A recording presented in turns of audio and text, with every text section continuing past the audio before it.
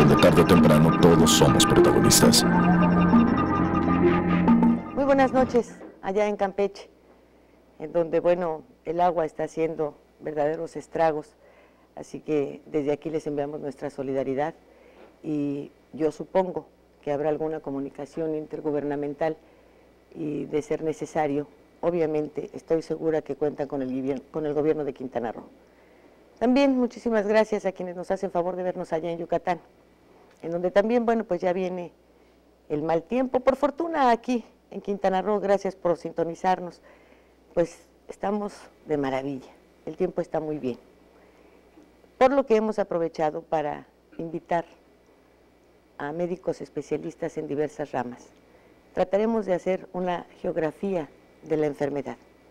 ¿Me hace favor de acompañarnos para que vean lo que hemos preparado para ustedes? Enfermedades del olvido. En los tiempos actuales hay enfermedades del cuerpo y del alma que permanecen en el limbo, que es un mundo que se encuentra en la frontera entre los vivos y los muertos. Son enfermedades que se sabe que están allí, que se les combate de manera tradicional, pero sin ir al fondo. Por ejemplo, el suicidio es un hecho que ya es parte de la vida cotidiana de nuestra sociedad. De repente hay campañas a favor de la vida y se anuncian conferencias magistrales sobre el tema. Sin embargo, el suicidio sigue elevándose en las estadísticas, desgarrando familias. Otro caso es el del dengue, que causa efectos devastadores, sobre todo en los sectores más desprotegidos.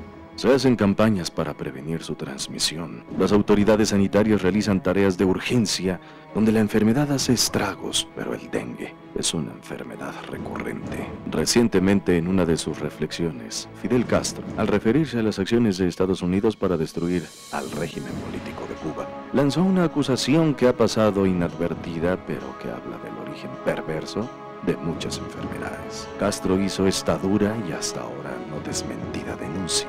Virus y bacterias se introdujeron en nuestro país para sabotear la producción de plantas y animales. Peor aún, enfermedades que ni siquiera existían en este hemisferio fueron introducidas en Cuba contra la población. El dengue hemorrágico afectó a cientos de miles de personas y alrededor de 150, en su mayoría niños, perdieron la vida. Esa enfermedad hace estragos todavía en este hemisferio. He aquí una denuncia de un hecho brutal: introducir virus y bacterias contra la economía y la salud de una población cuyo descontrol pudo ocasionar que se expandiera a otras regiones de América. También hay otra clase de padecimientos como la depresión, que afecta ya no solo a gente adulta, sino incluso a la niñez. Las enfermedades renales son también parte de las dolencias de nuestra región, sin que se prevengan sus causas. Este Fuego Cruzado abordará estos temas de fuerte impacto. Una sociedad que tiene enfermedades en el olvido, o que ya se ven como algo natural, siempre tendrá dificultades para salir adelante. De las acciones y de las omisiones sobre este tema se hablará hoy. Y no olvide que usted es nuestro principal interlocutor. Una vez Micaela fue al doctor, sentía molestia, sentía dolor. Enseguida el doctor le preguntó: ¿en dónde te duele? Y ella contestó. Les recuerdo que nuestros teléfonos en el estudio es el 843-6500 y me hace usted el favor de pedir las extensiones 116 o 122. Y tenemos los teléfonos para mensajes, que son el 998-152-2205, 998-152-2278. Y permítame presentarle a nuestro panel de esta noche. Está la doctora Karina Gómez, ella es médico pediatra. ¿Qué tal, Karina? ¿Qué tal? ¿Cómo estás? Muy buenas noches. Puedes acercarte al micrófono, por favor. Buenas noches. El doctor Eric Javier Martínez, él es neurólogo y colabora con el Teletón. Así es, neurólogo pediatra. Buenas noches. ¿Cómo está Gracias usted? por la Muy buenas invitación. noches. El doctor Javier Olea, él es médico internista. Doctor, muy buenas noches. Hola, ¿qué tal? Buenas noches. También está con nosotros el doctor Carlos Pinacho. Híjole, ya no veo nada, caray. Hubiera yo invitado a un oftalmólogo, ¿verdad? Cada vez veo menos. Pinacho Daza, pediatra neumólogo. ¿Cómo está, doctor? Buenas noches. Muy buenas noches. Gracias, muy bien. Ya había estado usted aquí, creo, ¿verdad? ¿No? No, ¿No lo habíamos es la invitado? primera vez. ¿Sí? Sí. Bueno, todos creo entonces son ya primerizos, ¿verdad? Ah, sí. No, yo ya había estado. Ya. ¿Usted ya había estado? Hace ya algún tiempo en un programa con una pareja. Jorge González y yo seríamos en la mañana, sábado temprano. Una pareja, una señora rubia. Ah, no, pero entonces no era yo. Hace mucho. Ya estaba aquí en el canal, pues ha estado en el Sí, canal, en pero el no en canal. este programa. No, no en este programa, no. Ah, yo dije, ay, caray, ya me está fallando también eso, ya estás grave, Arellano. Doctor Alejandro Muñiz, él es médico infectólogo. Doctor, muy buenas noches. Buenas noches. El doctor Enrique Barrales, médico psiquiatra. Hola, buenas noches. ¿Qué tal, doctor? Con usted sí está dura la pelea, ¿verdad? Con tanto loco, ¿no? Que anda Algo, suelto, un poquito. ¿verdad? Pues sí me gustaría que comenzáramos por algo que nos tiene ahorita muy preocupados, que es el dengue. ¿Qué puede usted decirnos al respecto, doctor Olea? Bien, yo creo que el más abocado para esto sería el infectólogo, pero nosotros como internistas somos muchas veces Sí, es que el primer ustedes son contacto. receptores, ¿no? Sí. Inmediatamente de cómo llega el paciente y luego ya después se empiezan a turnar para las especialidades. Por eso quise empezar por usted. El médico internista como especialista general es el primer contacto para muchas de las enfermedades y ya después entran las subespecialidades pertinentes abocadas en caso necesario. Yo le podría decir que en mi práctica yo desafortunadamente no trabajo en ninguna institución, tengo solo una práctica privada. Hasta hoy, en esta temporada de dengue, que ha estado un poquito nutrida por lo que he visto en la prensa y en los comunicados oficiales, yo solo he tenido 2 casos, ninguno hemorrágico, afortunadamente. Y bueno, es una enfermedad que para mí, justo no es difícil en su diagnóstico clínico, ¿no? Tiene síntomas muy cardinales, muy característicos. ¿Cuáles son? Una fiebre muy importante, Alta, que no cede. alta, que no cede, difícil Ni con de tempras, controlar. ni con... Se aminora, cede un poco, pero no es fácil. Dolor, se le conoce como fiebre quebrantahuesos, es un dolor en los músculos, articulaciones. Sí, le duele a uno hasta el pelo, ¿eh? Sí. Y característicamente los pacientes refieren un dolor detrás de los ojos. En su manifestación clásica presenta también un exantema, o sea, una erupción cutánea. Como como cuando salen granitos así, Exacto. que va a empezar el sarampión, un poco Parecido, menos. parecido, ¿no? El sarampión es otro tipo de manchas. Estas enfermedades exantemáticas se pueden confundir, ¿no? Pero esto es más transitorio, el exantema del dengue, si no ya el doctor me precisará. Y esto también se acompaña a veces de síntomas gastrointestinales, ¿Diarrea? puede ser diarrea, vómito, dolor abdominal, y eso es en cuanto al dengue clásico, ¿no? Y el dengue hemorrágico es otra canción. ¿Cómo es esa canción, doctor? El dengue hemorrágico es el nombre que se le daba anteriormente al dengue severo o grave. Es una clasificación que ya no la utilizamos mucho, era una definición muy estricta. Actualmente consideramos dengue grave a toda aquella enfermedad que afecta de manera importante a algún órgano, como por ejemplo el hígado, el corazón, el cerebro, o que causa cuadros de sangrado severo o de una cosa que se llama fuga capilar. El dengue grave se caracteriza porque se fuga sangre de las venas hacia afuera, hacia ¿Y partes... cómo es? ¿Se rompen las venas? ¿O qué pasa ahí? Existe un daño en la cubierta de las venas, digamos, que permite que se empiece a fugar la sangre, no la sangre, el agua de la sangre de las venas hacia afuera. Como si las venas sudaran. Exactamente. Se junta el líquido por fuera de los pulmones, se junta en la cavidad abdominal y eso puede llegar a ocasionar un estado de choque, de presión baja. Porque no se va al riñón ni nada de eso, entonces no hay manera de sacarlo, sino que se queda allá. Por decirlo de alguna manera, lo que llega a ocasionar es la forma más grave, que se llama síndrome de choque por dengue, que es, digamos, que el agua está tan secuestrada en otros sitios que puede haber datos en el cuerpo de que no está fluyendo apropiadamente la sangre, que no está llegando el oxígeno a todos lados, por decirlo de alguna manera. Bueno, ¿y las evacuaciones son con sangre? ¿O por qué el dengue grave o hemorrágico, como le decimos comúnmente, conduce a la muerte? Puede haber muchas maneras.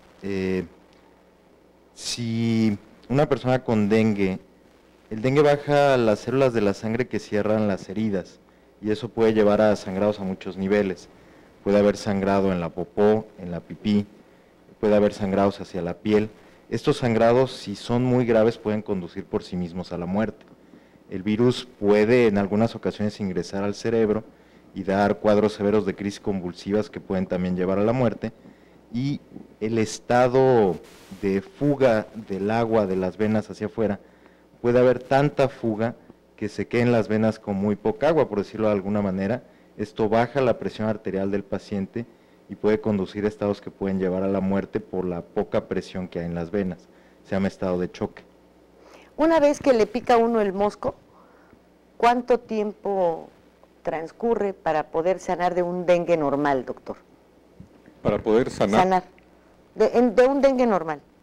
Bueno, una vez que empieza la enfermedad, porque hay un periodo de incubación. Si me picó hoy, ¿cuántos días después viene la incubación? Son aproximadamente 5 o 6 días. 5 a 7 días, más o menos. Entonces ya empiezo a sentir la calentura y el dolor y el quebrantahuesos. Todos los síntomas. ¿Y en cuánto tiempo sano? El periodo febril del dengue clásico es de 3 días aproximadamente. Y ya al cuarto día se empieza uno a sentir mejor. Ya no hay fiebre, empieza uno a recuperarse, pero hay que vigilar porque pueden venir las complicaciones del dengue grave que menciona el doctor. ¿Es el mismo mosco, el mismo piquete, el que conduce de un grado de gravedad a otro? ¿O hay un mosco que pica de una manera distinta? El mosco es el mismo. Son los mosquitos que se llaman aedes. Hay de múltiples tipos, ¿no? No estoy muy seguro de cuál hay aquí en Quintana Roo, siéndole bien honesto. Principalmente son el Aedes aegypti y el Albopictus. El dengue tiene 4 virus. Una persona que fue infectada por un virus del dengue previamente y tiene una nueva infección por un tipo distinto, es la que está en mayor riesgo de tener cuadros severos. ¿Y en cuánto tiempo se muere uno? Normalmente después de que cede la fiebre, empiezan a bajar las plaquetas, empieza a fugarse el agua de las venas, y ahí es cuando puede haber cuadros graves, es algo que se llama la fase crítica. La fiebre dura 3 días normalmente, aunque puede durar hasta 7. Posteriormente la fase crítica normalmente dura 4 o 5 días. Si no se recibe tratamiento, pues la muerte puede sobrevenir durante la fase crítica, aproximadamente unos 7 a 10 días dentro del padecimiento, por decir un número. O sea, 15 días después de que le picó el mosco 20, paleta quedé. Si ¿Sí? es un cuadro grave y no recibe tratamiento, sí puede ser. ¿Cuántos niños te han llegado, doctora? Pues bueno, yo trabajo en el Seguro Social. Se han llegado varios niños, más o menos entre las edades de 7 a 13, 15 años. Se ha notado en todos una enfermedad grave del dengue. Entonces bajan las plaquetas. La verdad es una cosa que a veces para nosotros es un poco alarmante ahora. Les soy sincera, yo no estaba muy familiarizada con esta enfermedad porque yo vengo de otro lado. Y al ver este tipo de enfermedades, pues bueno, tiene uno que ponerse a retomar ciertas cosas, estudiar para poder ayudar a estos pacientes, ¿no? Afortunadamente... ¿Es mayor el número de niños que de adultos? En eso sí no sabría yo decirle qué cantidad de niños, pero al menos en el servicio de pediatría del hospital donde yo trabajo, sí ha habido varios casos de dengue. ¿Muertos? En número, niños muertos no. Ah, qué ventaja, qué bendición. Lo que sí se han reportado también mujeres embarazadas con dengue. Los recién nacidos, ¿y el feto? ¿Cómo le va los con recién eso? nacidos se protegen por la barrera placentaria.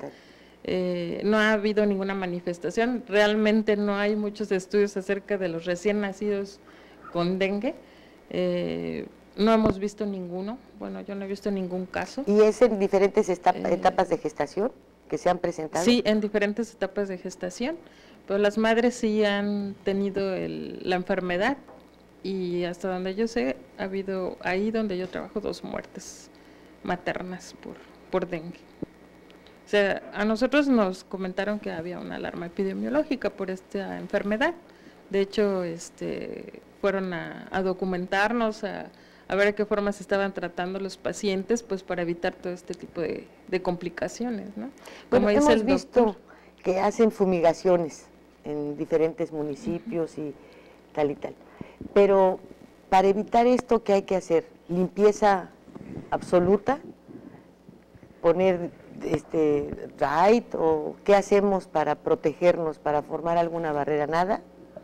Lo principal en el combate del dengue es la prevención.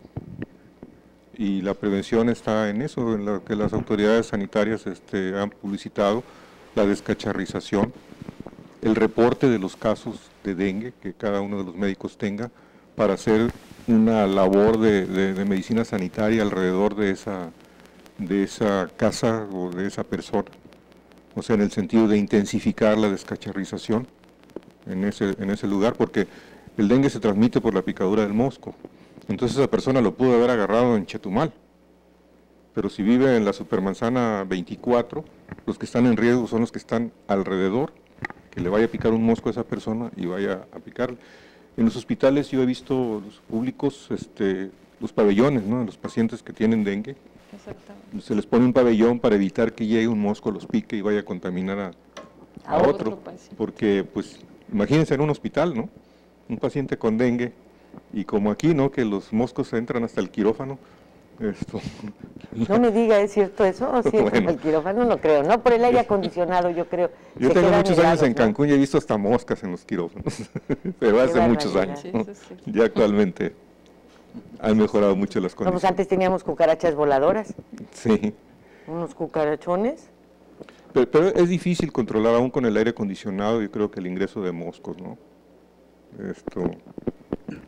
Recuerdo hace muchos años, un turista, yo daba servicio médico en un hotel de gran turismo, y un turista presentó una demanda porque le habían picado moscos en su habitación. Y le dije yo, me mandaron a que lo atendiera, y le dije, no cree que esté exagerando, es que no deben de haber moscos en una habitación de un hotel gran turismo, pero en uno que está frente al mar, le digo, y que usted abre las ventanas. Entonces es difícil controlar eso, ¿no? Por eso la prevención está en la descacharrización, en el cuidado que tenga el paciente contagiado, en el sentido de evitar, ahí sí a lo máximo posible, que entren moscos a su habitación, a su cama, y que vayan a picar a un familiar, a un vecino, a alguien así. Entonces, cuidado con los moscos. Hemos visto también aquí en Cancún que crece el número, sobre todo de infantes y adolescentes, que van al neumólogo. ¿Por qué, doctor? Es muy importante hacer notar que en los últimos años se han incrementado los padecimientos respiratorios, principalmente de asma en los ¿Por niños. qué? Si aquí se supone que el aire es más puro, que estamos a nivel del mar, que nada de esto tendría que pasarnos, ¿no? Es cierto, y he visitado otros lugares, por ejemplo Chiapas, que está una zona preciosa con muchas plantas, y me encontraba con muchos asmáticos también. Los asmáticos están en todos lados, en todas partes del mundo. Aquí en México se han incrementado los casos, puede ser por varias causas. Asma Primera, es la principal de los que se atienden entonces, ¿verdad? Los que es yo el número atiendo, uno. sí. Ah, sí. Adelante, perdón. Principalmente se pueden aumentar los casos por diagnóstico exacto. Antes tenían mucho miedo los médicos en hacer el diagnóstico de asma, y entonces le ponían bronquitis asmatiforme, pseudoasma, bronquitis crónica, tos de origen oscuro, cosas así, ¿no? Entonces ahora ya se han estipulado ya bien el diagnóstico, y se han hecho con más precisión. Entonces, aunque ha aumentado también la población, esto quiere decir que también aumenta el número de asmáticos. El asma es un padecimiento que tiene una carga genética muy importante. Yo me doy cuenta en algunas familias que conozco que tienen niños que tienen que ir al neumólogo y que tienen este tipo de enfermedades, que los retacan de medicinas. Y después van a ver al médico de la familia, que normalmente es internista, y los advierte de la posibilidad de que lleguen a tener una cuestión gástrica Como gastritis. Gastritis medicamentosa. Así es. Por el exceso de medicinas. ¿Qué se hace entonces? ¿Se cura uno las cuestiones neumológicas y se le amuela el estómago? ¿Qué pasa ahí? Porque en otros tiempos resulta que, por ejemplo, la gente que estaba enferma del corazón, los medicamentos para el corazón le dañaban el hígado y era un problema. ¿Volvemos a lo mismo? O sea, nos curamos el asma, pero luego traemos una gastritis medicamentosa y eso ya va a ser para toda la vida. ¿Y el chamaco? Ok, aquí hay un poco de diferencia. Todos los medicamentos tienen un efecto negativo, entonces lo que se busca en pediatría es darle el menor cantidad de medicamentos a los niños, principalmente antibióticos.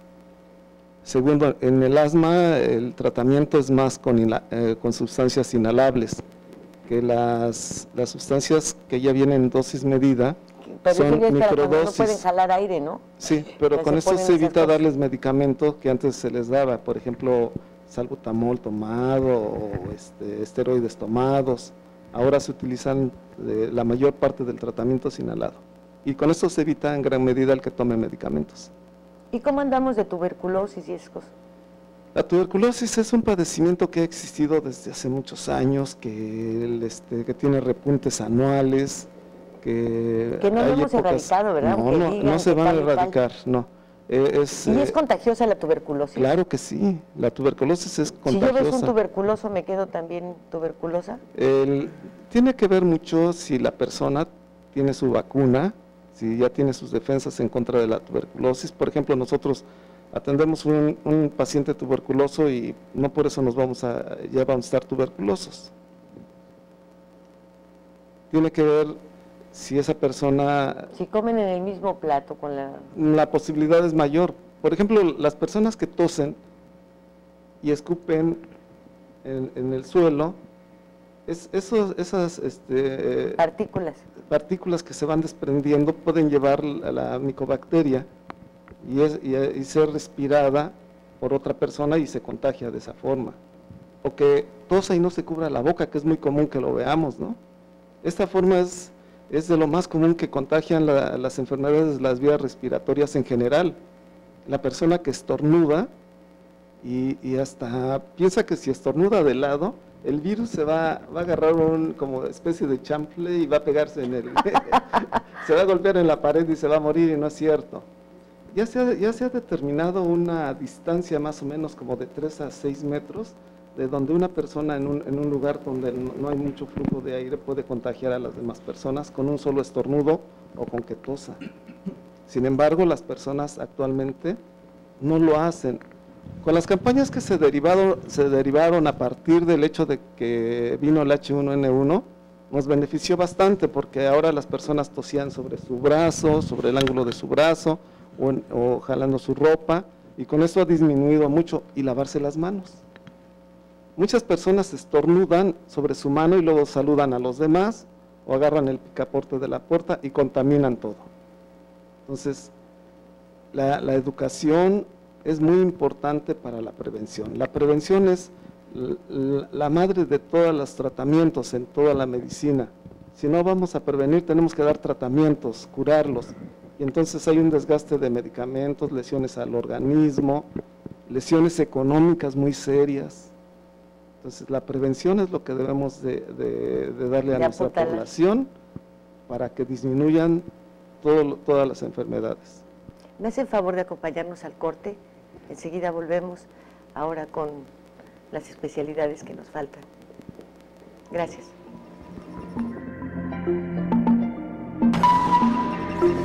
Fuego Cruzado.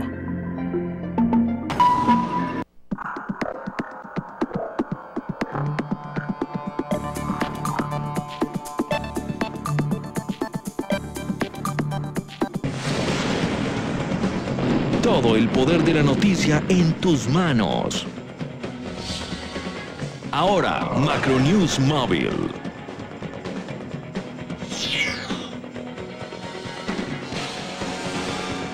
Noticias locales, nacionales e internacionales. Tu enlace a todos los medios de comunicación de Quintana Roo.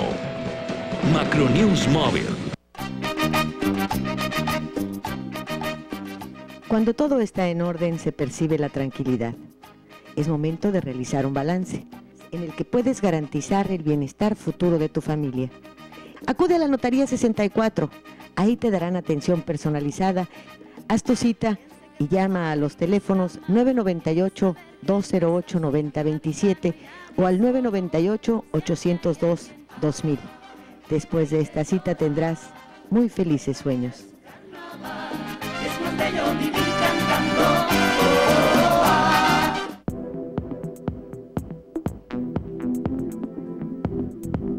Hoy te ves muy bien. Todos te voltean a ver y todas se mueren de envidia.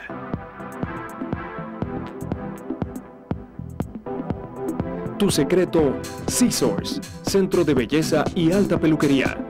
Plaza Bonampak 45, local 6, a 500 metros de la zona hotelera.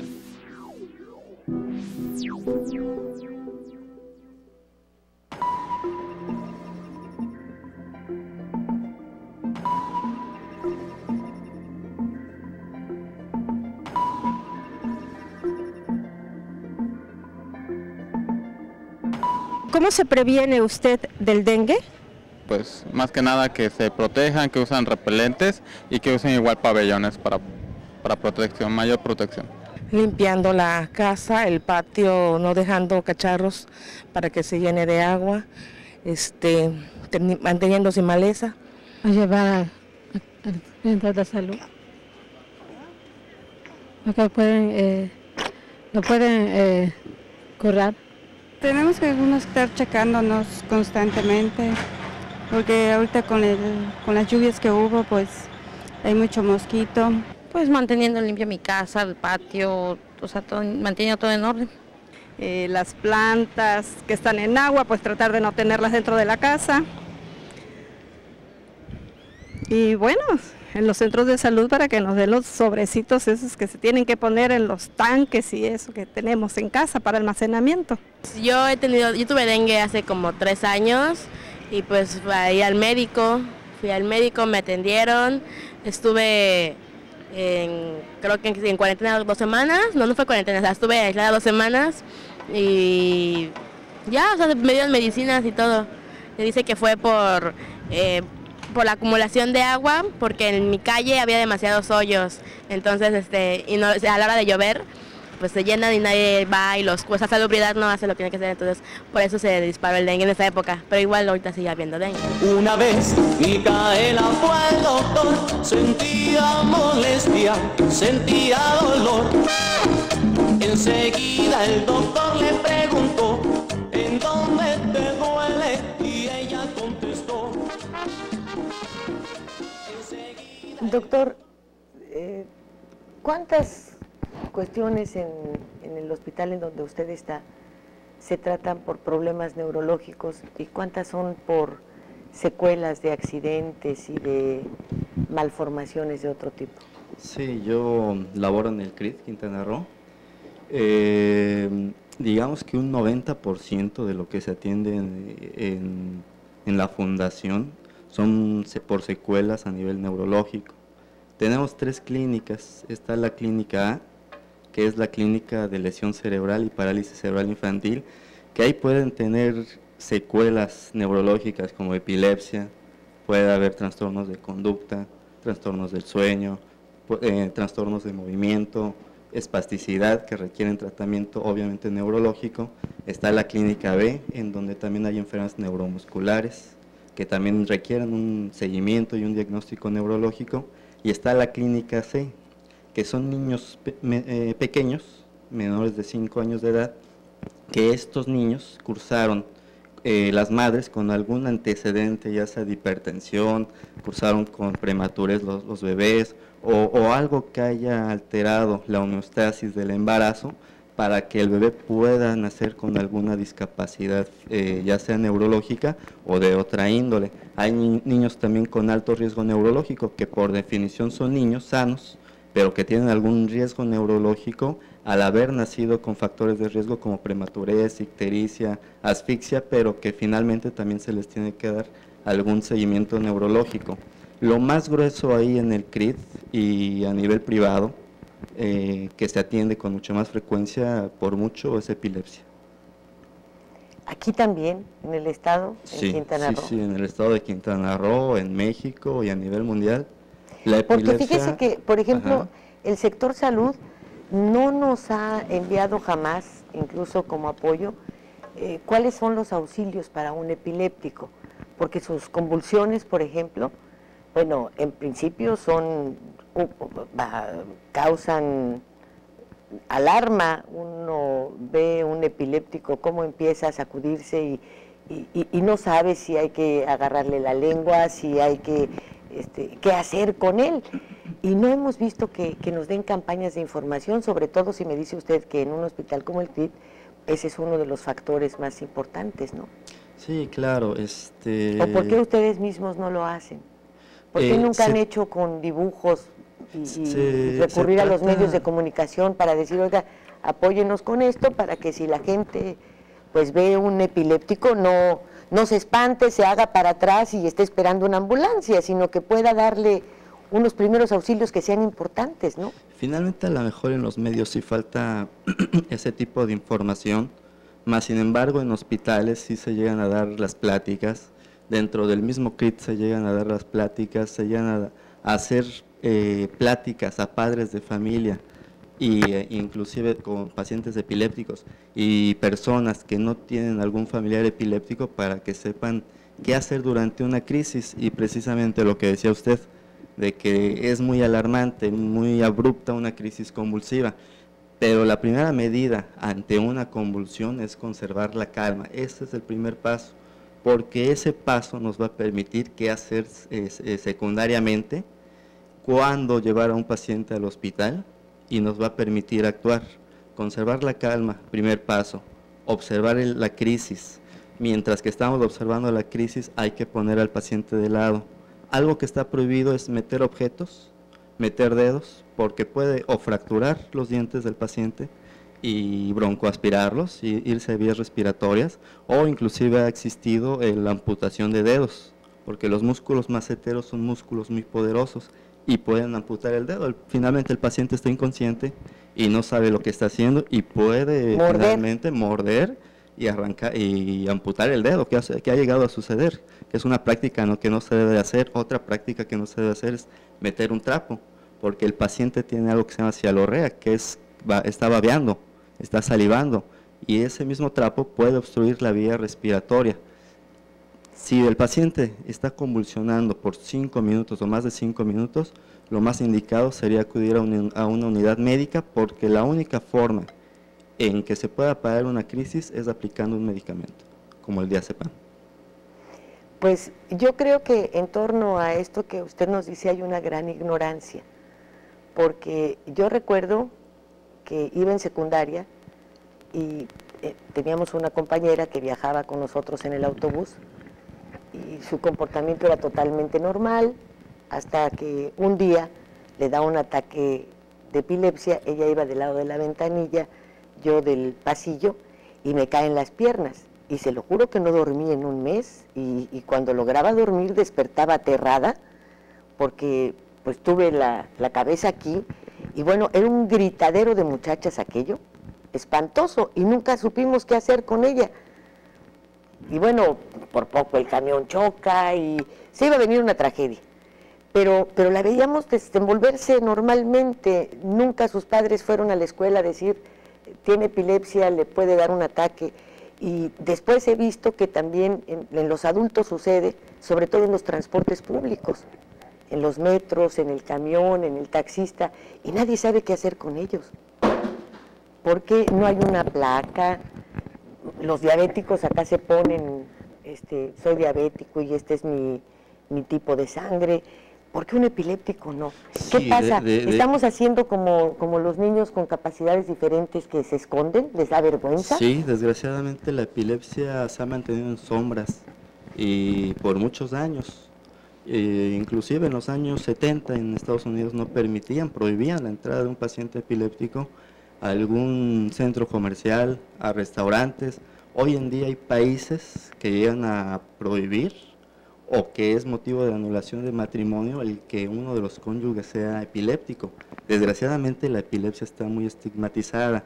Muchas de las veces se les da un enfoque de enfermedad mental o enfermedad espiritual, en donde eso hace que en vez de que se enfoque a que es una enfermedad neurológica, pues se tenga el temor, ya la poseyó el demonio. Se tenga el temor de compartir eso con las demás personas, porque inclusive se han hecho encuestas en la población no epiléptica que llega a pensar de los pacientes que tienen epilepsia, y las respuestas son favorables, diciendo que no hay ningún problema, pero cuando se hacen esas encuestas al paciente, hay una diferencia enorme.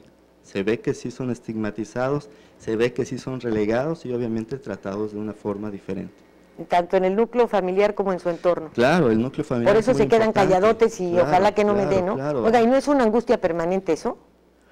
Pues para la familia. No, sí. y para el que padece la epilepsia, ¿no? Estar pensando siempre Claro. que no me dé, que no me dé, que no me dé. Claro, ¿No? sí, claro que sí. De hecho, la OMS reporta que hay aproximadamente 50 millones de personas epilépticas en el mundo, de las cuales solamente el 25% están recibiendo un tratamiento adecuado. Eso ¿Y la epilepsia es hereditaria? Hay epilepsias hereditarias, hay distintos tipos de epilepsias. Está la epilepsia idiopática, en donde no hay una causa demostrable. En ese tipo de epilepsias, en donde hay un neurodesarrollo adecuado, una exploración neurológica normal, ese tipo de epilepsias son hereditarias y tienen por lo regular buen pronóstico. Hay otro tipo de epilepsias que son las sintomáticas, en donde tienen de base una lesión cerebral, y ese tipo de epilepsias son más difíciles de tratar. Y si luego uno se cae y se da un santo golpazo, ¿no se puede ser epiléptico también? Depende de la magnitud del traumatismo, depende de la lesión, depende si hay sangrado, depende si hay edema cerebral, que es una inflamación. Esa no se hereda, esa nomás fue por el golpazo. No se hereda, esa es sintomática, es la causa de un golpe. Y depende, obviamente, de Y se la van a descubrir hasta que le dé la primera convulsión. Claro, una epilepsia postraumática puede dar inclusive 10 años después de un golpe. No me diga. Así es. Ay, ya voy a empezar a cuidar la cabeza. Y por dentro, ¿cómo la tenemos, doctor? Bien podrida, ¿verdad? Yo creo que no podrida, más bien ¿Por qué tanto suicidio? ¿Por qué en un lugar en donde está la naturaleza, en donde, bueno, hay empleo, sí hay problemas como los hay en todos lados, ya tenemos estos índices de suicidio? Bueno, lo que pasa con el suicidio es que es una situación muy compleja, o sea, es un mosaico.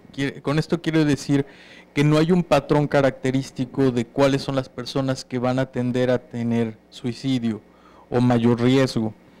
En los estudios que se han hecho a nivel general sobre suicidio, sí se habla de un patrón característico, donde son personas que se han quedado solas, que tienen problemas económicos o que son portadores de alguna enfermedad mental tipo depresión, frecuente, recurrente, pero lo que está ocurriendo en Quintana Roo es que finalmente estamos teniendo diferentes escenarios, es decir, estamos teniendo gente que se suicida por este tipo de perfil y gente que se sale por completo de ese perfil.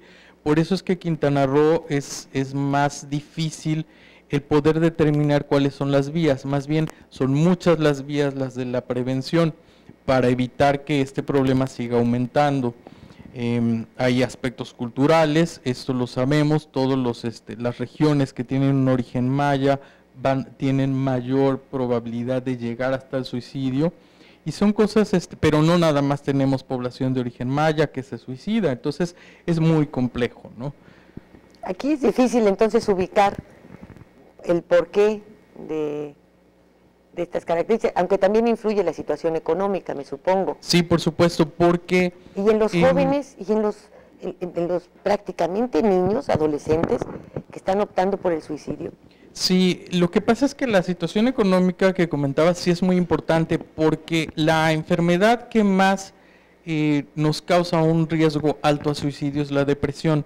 Y sí va a haber más depresión en poblaciones que están viviendo estresantes muy fuertes, y uno de ellos puede ser el económico. no es la única enfermedad que puede llevar al suicidio, ni siquiera solo las enfermedades mentales, también cuando se tiene enfermedades crónico-degenerativas o cuando se tiene, o sea, tipo diabetes, hipertensión o enfermedades del corazón, cáncer. Las que limitan la existencia, ¿no? Sí. Las que no la dejan disfrutar a plenitud. Entonces puede llegar un momento en que la persona entra en un estado de crisis y eso les lleva a decidir quitarse la vida, pero definitivamente la enfermedad que más se relaciona con el suicidio es la depresión.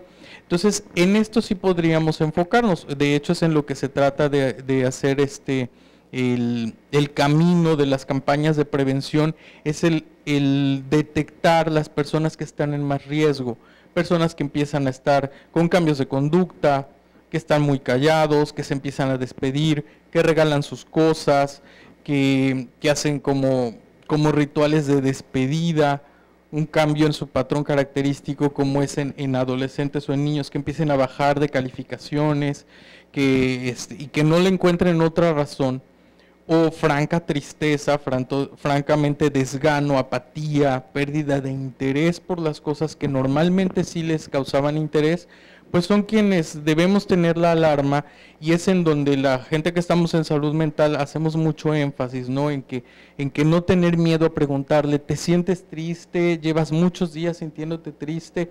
Porque bueno, la tristeza es un sentimiento normal, pero no debe durar tanto tiempo, ahí es donde empieza a ser un peligro.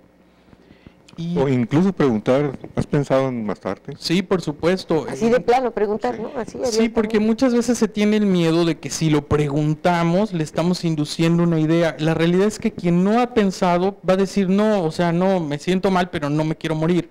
Pero quien lo ha estado pensando, si se lo preguntamos, ya sea un médico o un familiar, un amigo, empieza a tener esa vía de confianza para decir, ¿sabes qué? Sí, me siento tan mal que he pensado en morirme. Y entonces ahí es donde podemos buscar la ayuda profesional. Porque hubo un tiempo en el que volvemos, la ignorancia siempre es un factor, yo creo, para evitar la prevención y para caer en mitos y cosas por el estilo. En un tiempo se decía, es que eso de las depresiones solo le dan a los ricos. Porque como uno tiene que estar trabajando y haciendo cosas, pues a qué hora te deprimes, ¿no? Tienes que salir a trabajar y tal y tal. Creo que aquello era una Yo me mentira. permitiría ahí agregar que lo que sí ha sucedido es que la depresión actualmente tiene unos índices, pero incomparables con lo que se tenían cuando la gente no tenía tiempo para deprimirse. Y yo pienso, yo me he dedicado durante algunos años al estudio y al manejo del estrés. Y yo pienso que, como decía el doctor en parte de su intervención, detrás de muchas depresiones está un estrés crónico. Y lo que estamos viviendo ahorita es un estilo de vida insalubre. O sea, lo que no vivieron nuestros abuelos, en los cuales se enfrentaban a dificultades económicas, catástrofes naturales, enfermedades, pérdidas y todo, pero no un sistema en el que tengan pendiente los créditos, el desempleo, la inseguridad, todo eso que estamos viviendo actualmente, que son estresores muy fuertes, que a la larga, en lo que yo he estudiado del estrés, a nivel fisiopatológico, lo que pasa con el estrés y con la depresión es muy semejante.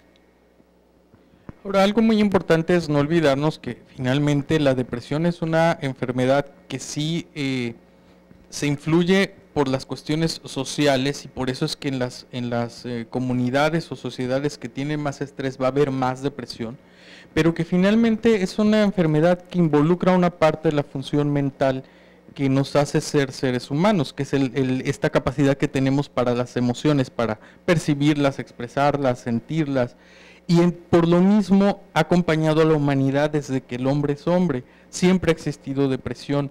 Ahora, ¿qué ocurre? Con los grandes avances que tenemos en cuanto al conocimiento del funcionamiento del cerebro, independientemente de la parte psicológica en la que podemos intervenir para ayudar a que una persona pueda mejorar sus formas de afrontar los problemas, tenemos también la parte farmacológica en la que hay muchos mitos, mucho desconocimiento, mucho miedo, y que es bueno aprovechar este tipo de foros para exponer esta parte de que ahora los tratamientos con los que cuenta la medicina son muy seguros, no mantienen a la persona dopada, no mantienen a la persona sedada, por el contrario. Sí, pero tengo entendido que esto es cuando el cerebro no produce determinadas sustancias y entonces esto ayuda a desequilibrios que conducen a otro tipo de conducta, ¿no es así? Obviamente, el cerebro se rige por neurotransmisores y la conducta, que no es la excepción a otras funciones cerebrales, también se mueve por los neurotransmisores serotonina, dopamina, noradrenalina, norepinefrina.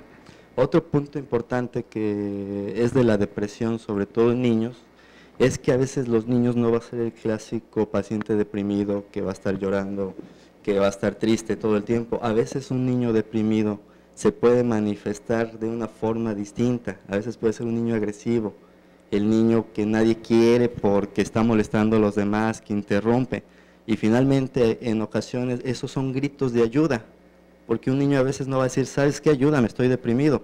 El niño va a manifestar ese tipo de depresión con gritos de ayuda, portándose mal, con quejas, con ser violento, a veces con ser cruel con animales. Ese tipo de conductas se pueden presentar. Luego hay que llevarlo a que le hagan sus bien exámenes atentos neurológicos. en qué puede ser. Puede ser desde un trastorno distinto, negativista, desafiante, desde un trastorno por déficit de atención y hiperactividad, pero también puede venir un componente depresivo, porque finalmente muchos pacientitos que tienen problemas conductuales por lo regular son relegados por la misma ignorancia del padecimiento de los compañeros, obviamente, y hasta de los maestros, y eso finalmente les crea un complejo de inferioridad, mina su autoestima. Eso es algo muy importante que también tenemos que tener en cuenta. Quisiera pedirle a las personas que nos hacen favor de anunciarse en este programa que por esta ocasión nos disculpen, les aseguro que les reponemos sus comerciales, pero la plática está muy interesante y quisiera que siguiéramos adelante. Ojalá que para usted también sea muy interesante y que le ilustre y le ayude las conversaciones con los médicos. Adelante, doctor. Yo quisiera agregar algo, muy interesante, muy importante lo que está diciendo el doctor, porque se desconoce mucho de la depresión en niños, pero hay incluso variantes en cuanto al género en la depresión, ¿no? Por cultura, por edades. Yo me imagino que si está en el climaterio y aparte le da depresión, híjole, Julita, ha de estar aquello espantoso. Si tiene impotencia sexual y luego le da depresión, ándale. Puede ser, pero puede ser también por factores culturales, ¿no? Las mujeres siempre han tenido esa gran ventaja de expresar sus emociones, de si se sienten tristes, decir estoy triste, de recurrir al llanto, y los hombres hemos sido educados a que los machos no lloran, no demuestres tus emociones, o sea, no pasa nada. Casualmente estoy leyendo ahorita yo un libro que se llama No quiero hablar de ello, sobre la depresión masculina, y cómo la depresión masculina toma unos síntomas que aparentemente no son de depresión, irritabilidad, abuso de drogas, de alcohol, que en el fondo son depresión, ¿no? Entonces es un tema muy interesante, muy complejo. Pues yo me permitiría disentir un poco. Lo de las teorías de los neurotransmisores es una teoría, pero que no explica por completo lo que es la enfermedad de la depresión. Bueno, porque también tiene sus riesgos las medicinas en este terreno, porque ya ve cómo nos fue con Fox y el Prozac. De repente la pastillita de la felicidad, mire qué bonito país veía, bueno, y qué partida nos finalmente dio. Yo ahí disiento un poco en este sentido. Cuando decían es que el presidente Fox toma Prozac, yo decía, pues mejor que le den Prozac, a que nos le den, porque si va a estar deprimido, pues sus decisiones van a ser peores. Y que viera que estaba generando millones de pobres y que se diera cuenta de lo que estaba haciendo, no que él vivía pero happy. Todo lo veía bonito. Sí. Ay, la tortilla con chile de saber a todo dar. Casi pagamos 500 pesos el kilo de tortillas, oiga usted. Porque era alimento de lujo, pues si era azteca. ¿Cómo va a ser? Que no tendría una opinión acertada, pero lo que sí le puedo decir luego es... Prozac y Toloache. Ándale, si vas. Sí, ¿verdad? Uno para arriba y el otro para abajo. No, doctor, no. Digo yo, para que tenga la gente su pastillita de la felicidad, le llaman al Prozac, ¿no? Así se le llamó, efectivamente, pero y retomando la cuestión de la diferencia en la sintomatología, por ejemplo, en las personas ancianas, en los adultos mayores, los síntomas son muy distintos también. Puede haber conductas erráticas, se pierden, están confusos, están con muchos olvidos, podría parecer que están desarrollando una demencia, y muchas veces es que están deprimidos, sobre todo que ellos son una población vulnerable y que es una población que sufre mucho abandono, mucho descuido, y que además están viviendo el propio deterioro físico que pues, se van dando cuenta, o nos vamos dando cuenta cómo vamos perdiendo ciertas capacidades. Y bueno, pues eso es muy importante, esos cambios en los patrones de conducta. Porque ahí viene la época electoral y me siento extraviada. Ustedes no. Yo quisiera hacer hincapié en algo muy importante que dijo el doctor Barrales, o sea, la depresión, como decía el doctor acerca de la epilepsia, es un padecimiento, un trastorno muy estigmatizado. O sea, prácticamente los deprimidos viven en el closet, ¿no? Como antes los discapacitados. Sí, y yo estoy de acuerdo con el doctor Barrales, o sea, que un presidente sufra de depresión para mí no es algo así. ¿Y de alcoholismo, oiga usted? Todo tiene tratamiento, si se admite, porque se acepta y se busca. Todo, ¿verdad? Sí. Y la verdad hay un estigma, ¿no?, contra la depresión, y si una persona admite estar tomando un antidepresivo, uy, se le ve así como que... Ya está quedando orate. ¿No? Y no, eso es como si un diabético se avergonzara de ser diabético, ¿no? O un epiléptico se avergonzara de ser epiléptico, que hay, que sí lo hay, pero por estigmatización social, ¿no? Pues qué les cuento, que ya la hora se acabó, se nos fue muy rápido otra vez, ¿verdad? Sí, siempre pasa una hora, y me comí hasta los comerciales. Entonces, para tener tiempo para que cada uno de ustedes se despida de acuerdo con su tema y con algún mensaje que quieran pasarle a la población, nada más les pediría que fuera muy breve para que pudieran pasar todos. Adelante.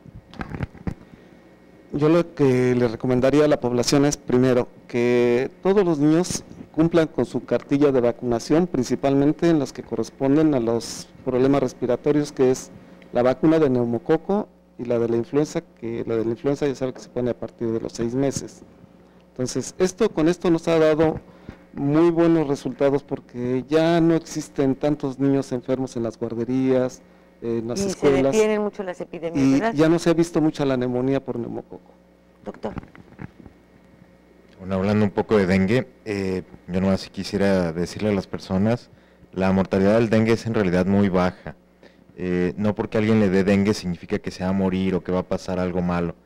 Nada más hay que estar vigilantes, si hay algún dato de que están sangrando, se sienten mal, muy atentos. No va todo bien, hay que ir con el médico. Que la gente no tenga miedo a comunicarse, que se expresen dentro de la casa, con la familia, con su médico de familia, porque son las personas que pueden ayudarlos en un momento de crisis o canalizarlos a una ayuda. Gracias, doctor. Bueno, yo me sumo a lo del doctor Barrales, porque siento que la epidemia de depresión y de suicidio es mayor que la de dengue, y también decir a las personas que no teman aceptar que se sienten mal. Como dice uno de los grandes maestros del manejo del estrés, está bien estar mal. Está bien estar mal, doctor. Que los pacientes busquen a los médicos adecuados, a los especialistas, a médicos certificados, eso, para que no se maneje mala información. Doctora.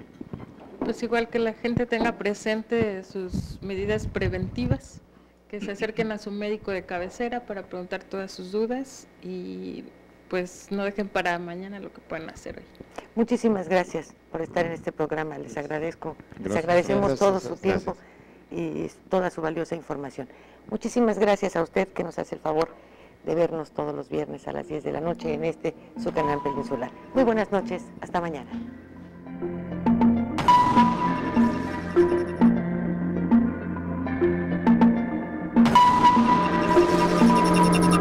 Fuego Cruzado, donde tarde o temprano todos somos protagonistas.